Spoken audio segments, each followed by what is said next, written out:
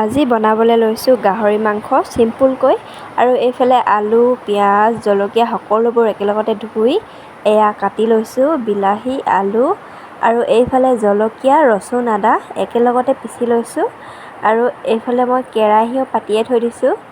তেল গৰম হৈ আছে আৰু এইফালে পিঁয়াজখিনি দি এতিয়া পিঁয়াজখিনি ভালদৰে ভাজি ল'ম। আৰু ইয়াৰ মাজতে মোৰ চেনেললৈ আপোনালোক সকলোকে স্বাগতম জনাইছোঁ। আৰু ইয়াতে বিলাহী দি দিছোঁ। বিলাহীখিনি গলিলে মানে ভাল লাগে, ভাল কালাৰ এটা আহে মাংসত, সেইকাৰণে বিলাহীখিনি প্ৰথমে দি লৈছোঁ আৰু তাৰপিছতে দি দিম মাংসখিনি। আৰু এইফালে মাংসখিনি ভালদৰে লৰাই লৈছোঁ। নিমখ হালধি অলপ পিছত দিম। এতিয়া মাংসখিনি এনেদৰে সিজাই ল'ম।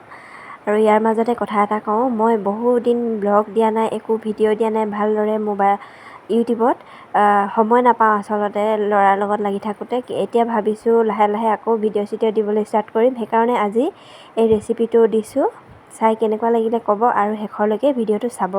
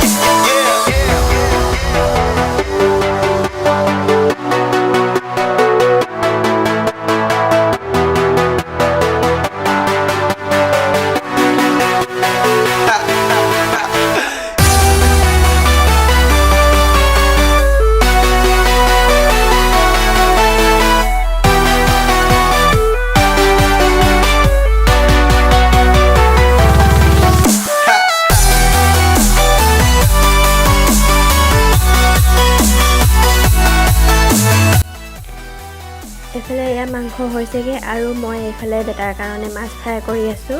বেটাই মাংস নাখায়, সেইকাৰণে মাছকে ফ্ৰাই কৰি আছোঁ।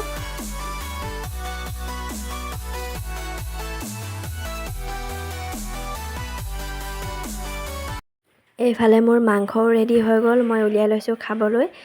বহুতেই ধুনীয়া হৈছে কালাৰটো, আৰু চাই কেনেকুৱা লাগিলে আপোনালোকে জনাব।